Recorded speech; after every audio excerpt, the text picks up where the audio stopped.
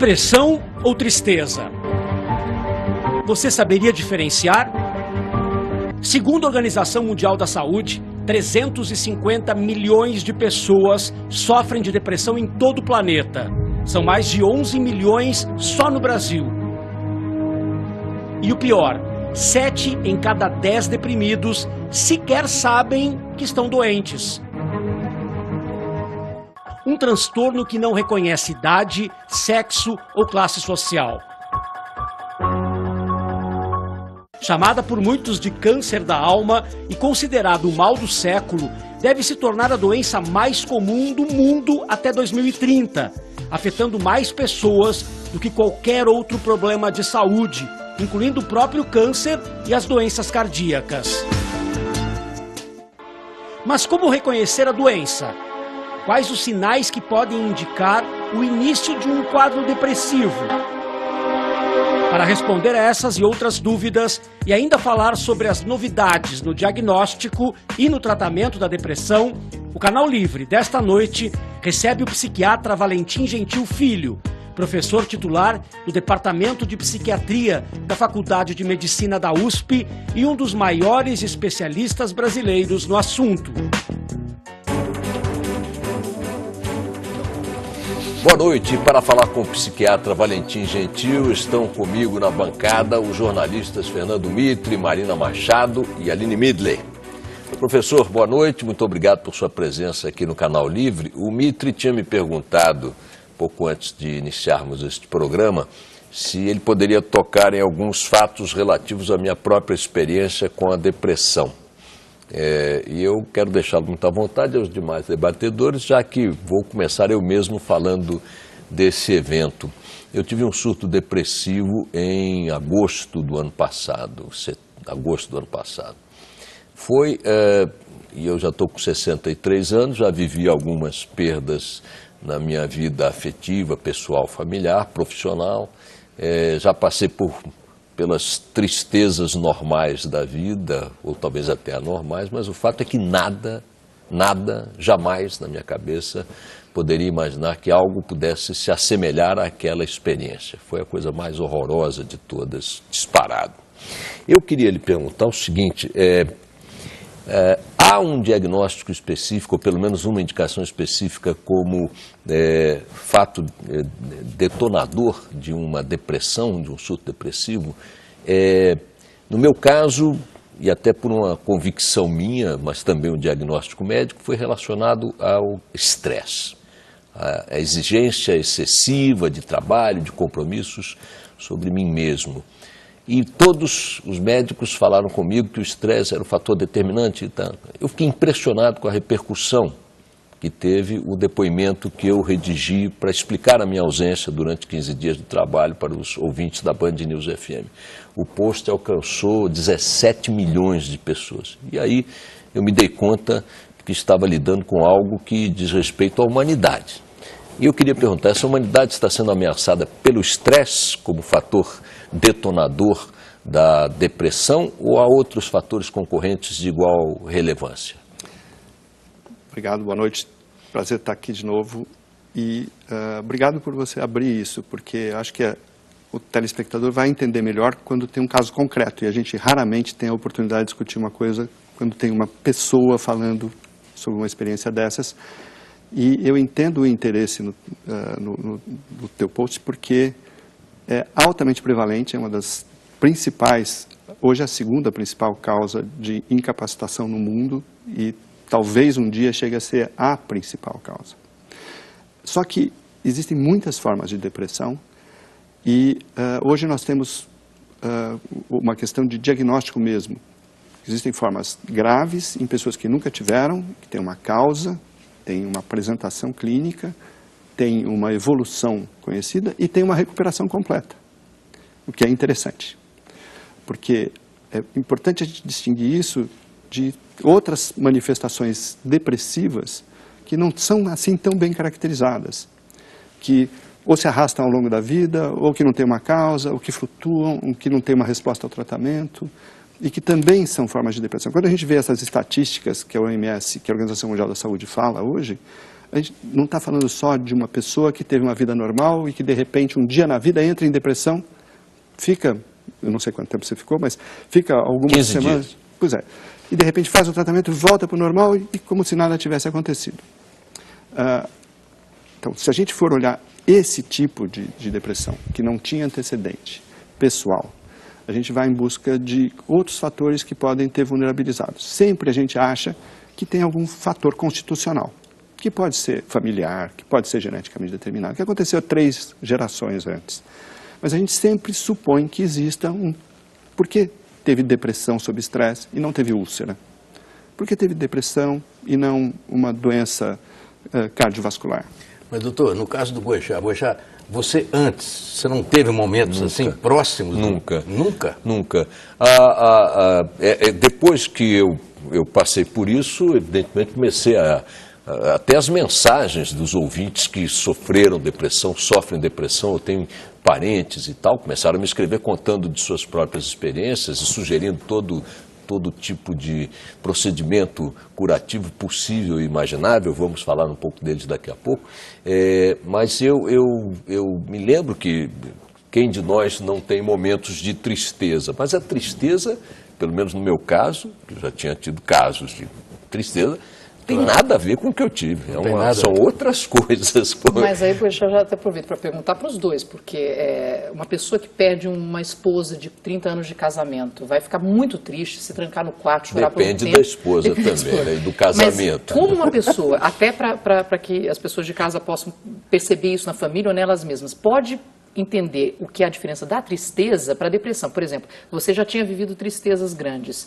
No momento da depressão, que passava na sua cabeça, o que você percebeu que era diferente, e aí que o doutor nos complete dizendo como podemos fazer esse diagnóstico, percebendo essa diferença em nós mesmos.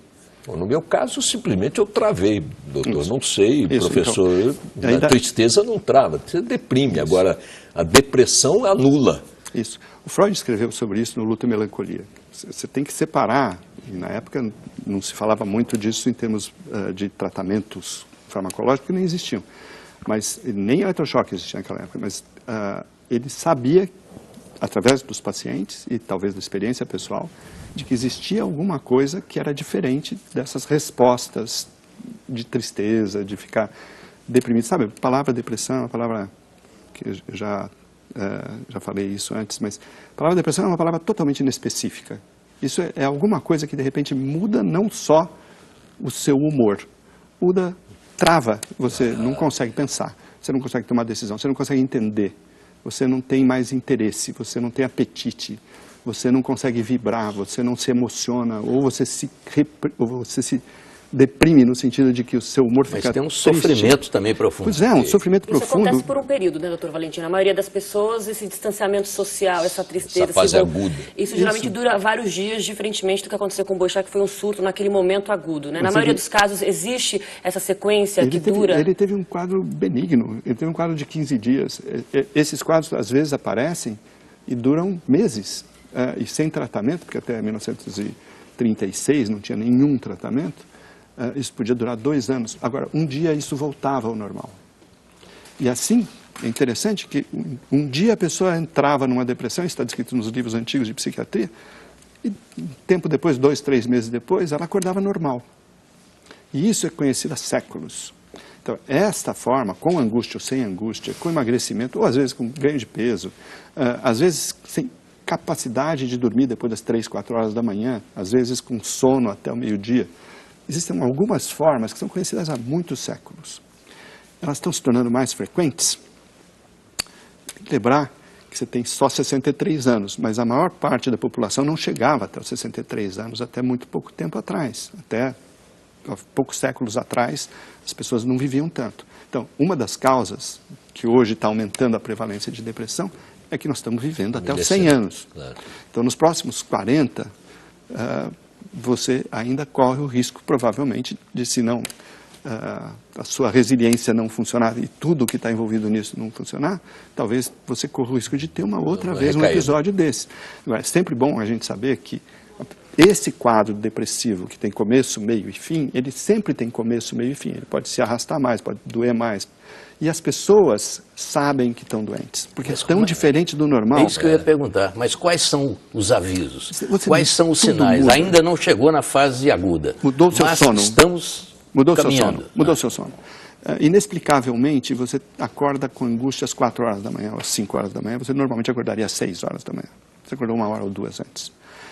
De repente, você percebe que a sua eficiência mental não está boa. Concentração, principalmente? Concentração é capacidade de entender. Você pega um texto e você tem que ler o parágrafo algumas vezes para entender o que está escrito. Mas isso quando a pessoa está cansada, não? Está se identificando com tudo. Eu estou me vendo, é um checklist que o professor está fazendo. Mas isso é conhecido há séculos. Eu tenho, não quero estar aqui centralizando Não, nada, mas é algo que está tocando Você tanto. é um guia, você acaba sendo um guia. Eu quero que o professor começou comigo da seguinte forma: eu comecei a ter dificuldade para formular a minha abertura diária na Rádio Band News FM, coisa que eu fazia há anos, 9 anos, de improviso.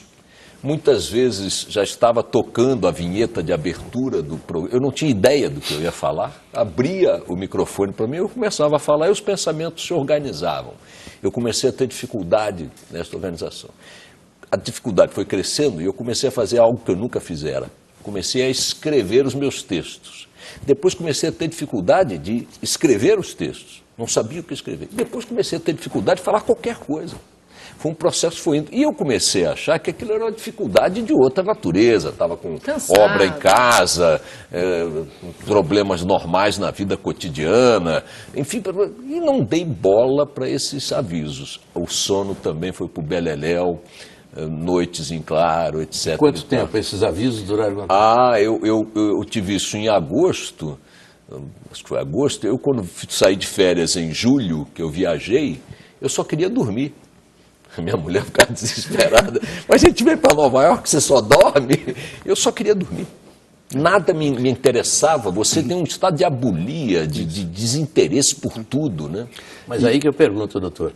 Doutor, se ele tivesse procurado, o senhor, por exemplo, 2 meses antes da fase aguda, e me falasse essas dificuldades, teria chance? eu iria... Deixa eu desligar o meu telefone. Esqueceu de desligar o seu celular. Sim, se eu falasse essas Mas se ele dificuldades... Eu pensaria num diagnóstico diferencial de depressão, porque isso é muito típico. Essas são coisas muito Não, mas típicas. antes de chegar nesse ponto... Antes, não, eu estou com dificuldade de concentração, não estou entendendo o que eu sempre fiz de rotina, meu sono está alterado, meu apetite, eu não estou sentindo o mesmo prazer que eu tinha nas coisas que eu fazia. Mas ele não fala de tristeza, né? O Boixá em nenhum momento Não falou precisa. de uma sensação de tristeza, como eu não a era claro pra conhecia, ele. não, é outra coisa. As pessoas associam muito a depressão com a tristeza. Estou muito triste, muito melancólico. Então, não necessariamente a melancolia é uma companheira da depressão. Se o professor pode explicar o seguinte: há uma distinção clara, porque eu senti fisicamente a depressão. Depressão não é uma tristeza, depressão não é uma doença de humor. Apesar de a gente falar de humor, a gente fala de humor por causa da teoria dos humores da antiguidade. Não é de humor, é uma doença sistêmica do corpo todo. É química, professor? É biológica, não só química. É químico, física, alteração metabólica, provavelmente do cérebro, mas não só do cérebro. Mas é física e química e biológica, mas pode ser ajudada, pode ser curada com um apoio psicológico. Não, espera um pouquinho. O psicológico faz parte do biológico. Você conhece alguém que possa estar tendo algum problema psicológico morto? Não. Tá certo. Então vamos parar com essa dicotomia, esse dualismo mente-corpo, porque senão não dá. Depressão tem óbvios componentes psicológicos, tem estresse, tem fatores ambientais, tem uso de substâncias. Uma das razões da gente ter aumento de depressão são os nossos hábitos atualmente. Privação de sono é uma das coisas que melhora a depressão para algumas pessoas, deflagra a depressão para outras pessoas. Isso que a gente faz de trabalhar muito mais horas do que os nossos antepassados faziam, isso custa. O fato da gente viver muito mais, o nosso cérebro ele não foi preparado provavelmente para viver tanto no ritmo que a gente vive. As coisas que a gente come, as coisas que a gente bebe, as substâncias que são usadas hoje em dia, os remédios que são prescritos e são consumidos. Café. Cafeína. Cigarro.